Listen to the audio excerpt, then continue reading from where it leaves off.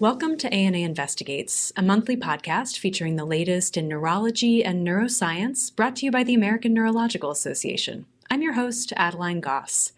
The past year has forced all of us to contend with the devastating power of infectious disease.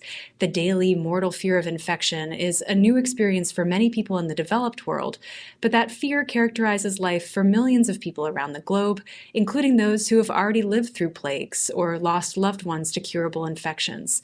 These infections disproportionately target those living in poverty, and many have neurologic manifestations. My guest today, Dr. Farrah Mateen, is a neuroinfectious disease specialist at Massachusetts General Hospital in Boston. She's recently worked with a group of colleagues to compile the neurological manifestations of the 20 diseases with epidemic or pandemic potential recognized by the World Health Organization. We'll discuss that work today. Welcome, Dr. Mateen. Thank you very much. I'm happy to be here. So, Dr. Mateen, your team searched the scientific literature from 1934 to August 2020 to compile data on the clinical features and management of the WHO's 20 listed diseases with epidemic or pandemic potential. Why did you go to the trouble? What led you to be interested in this topic? So the number of diseases on this list continues to expand, and they have major consequences to human populations beyond the clinic. So our survival as a species is, of course, dependent on our success against these pathogens, which we may not even be aware of.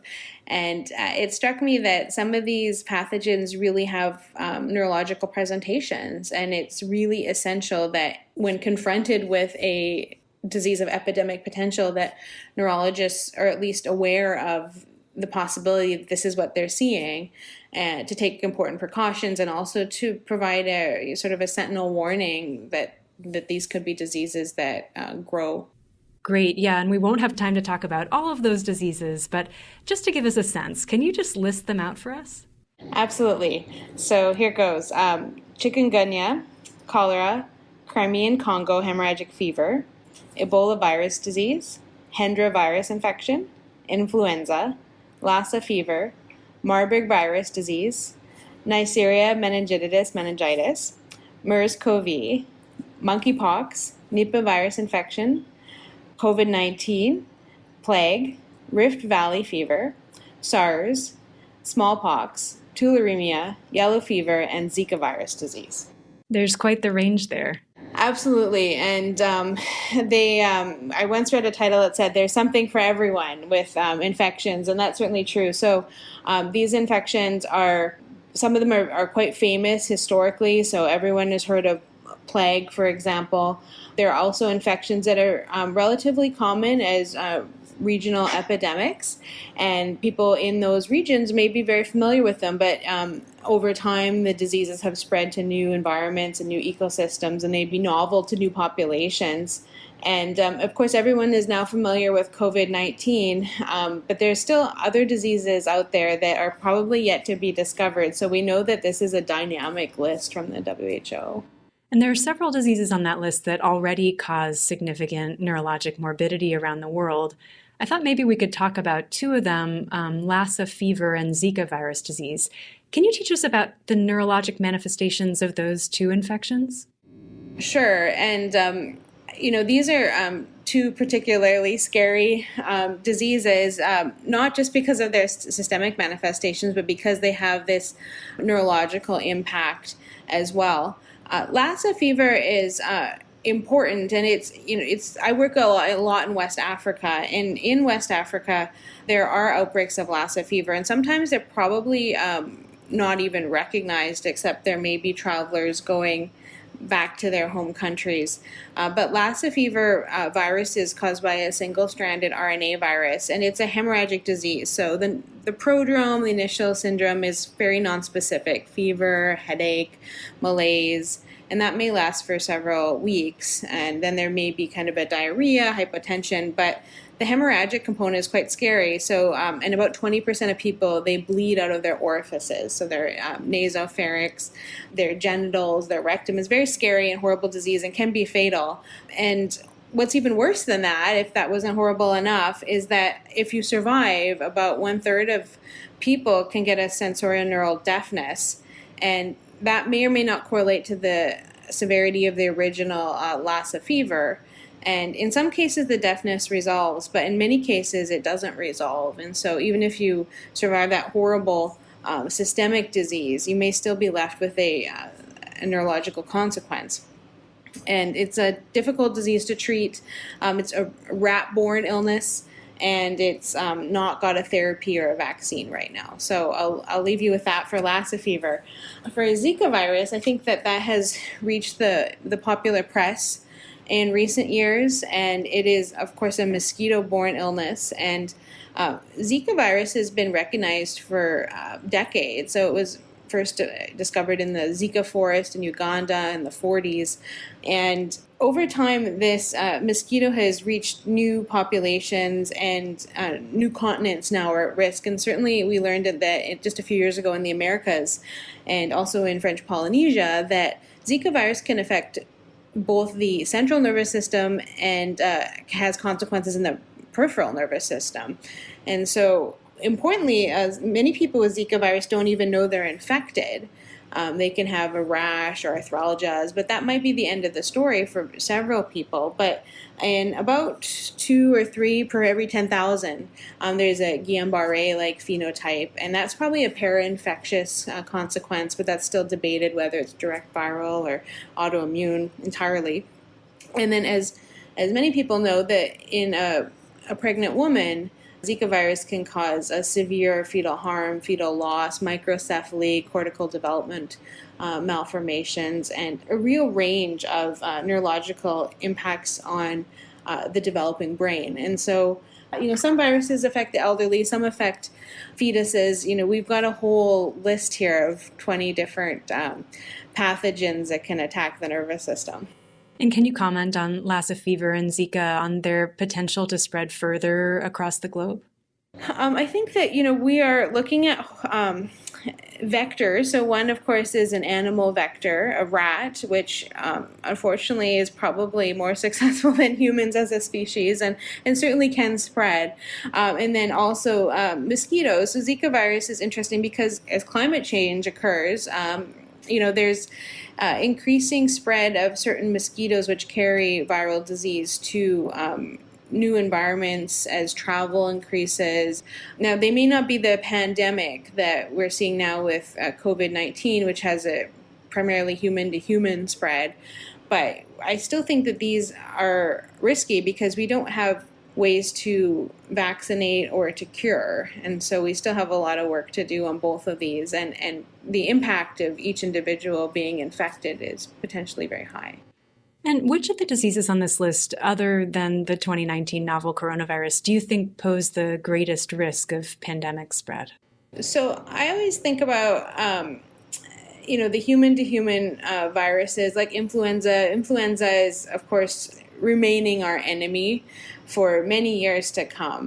There are other viruses in this list that I think are of concern. So Nipah virus, which is recognized particularly as concentrated outbreaks, for example, in Malaysia, as the virus continues to potentially mutate, that we're increasingly at risk if these animal vectors continue to spread into human populations. What does Nipah virus do?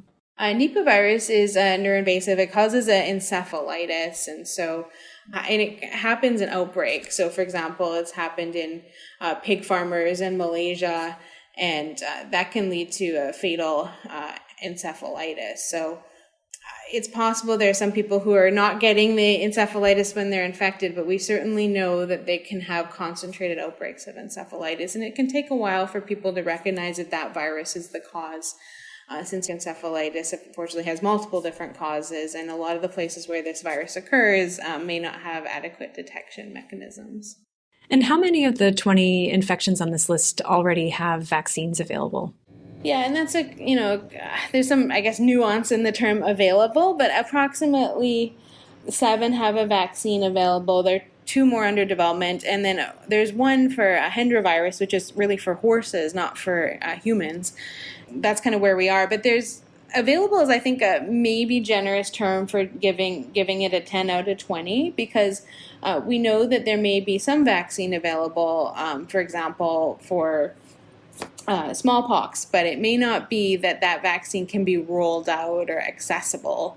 Or in many cases, the vaccines may be available but not affordable. So I guess I wouldn't relax by saying that we have 10 out of 20 underway. Many of these infections disproportionately affect the world's poor. Can you talk a little bit about the difference in vulnerability to these infections as you went down the list?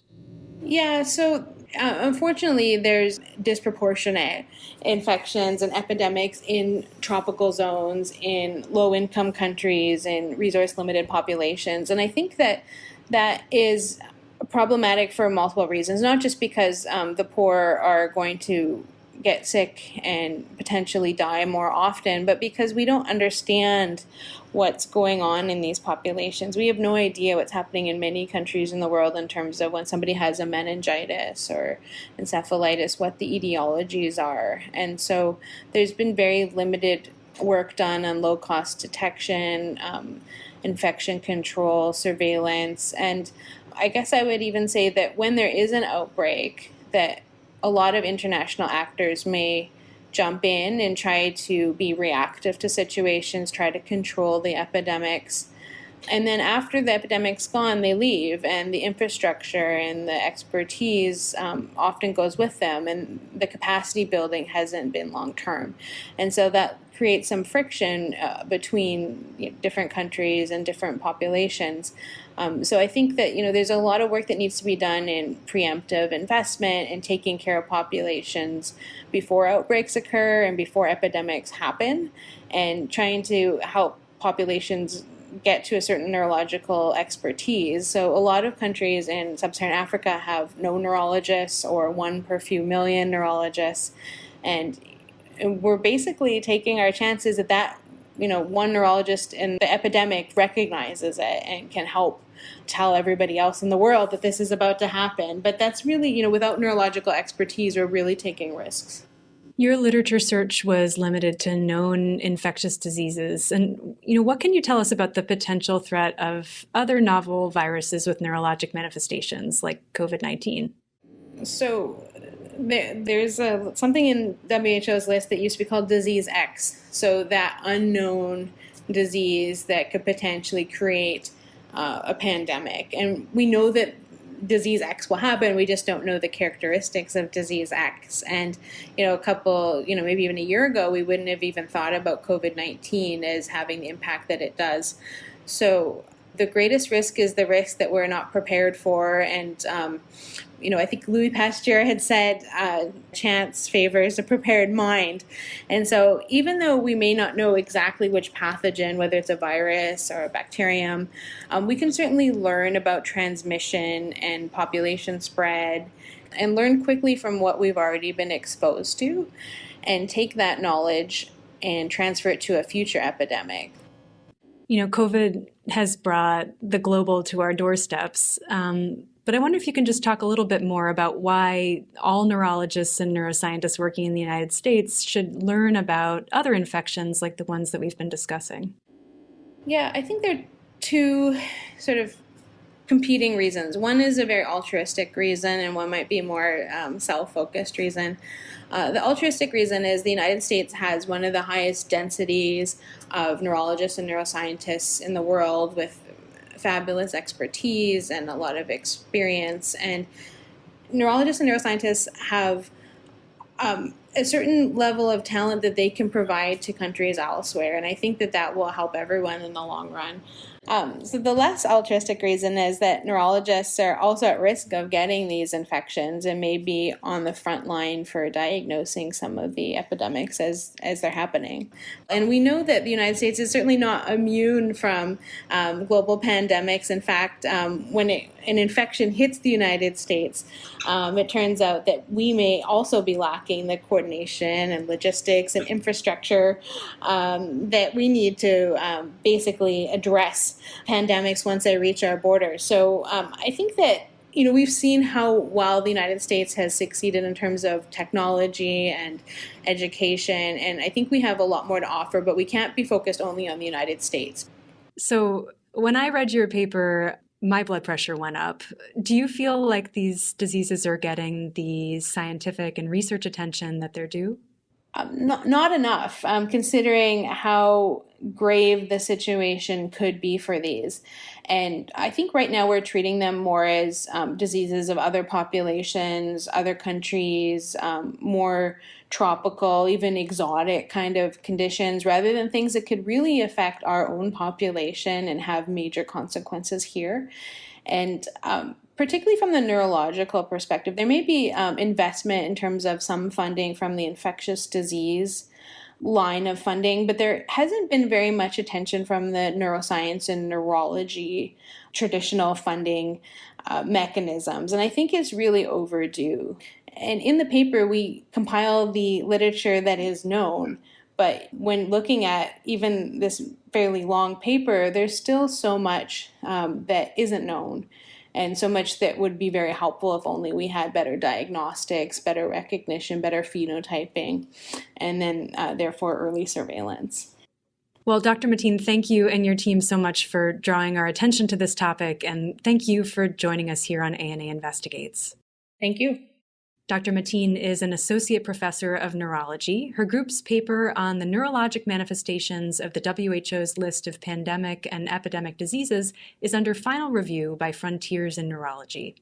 That's it for our show today. If you'd like to hear more episodes of ANA Investigates or submit your ideas for future podcasts, head to myana.org and click on the Education tab. For ANA Investigates, I'm Adeline Goss. This has been an episode of ANA Investigates, the official podcast of the American Neurological Association. Thanks for joining us for this episode.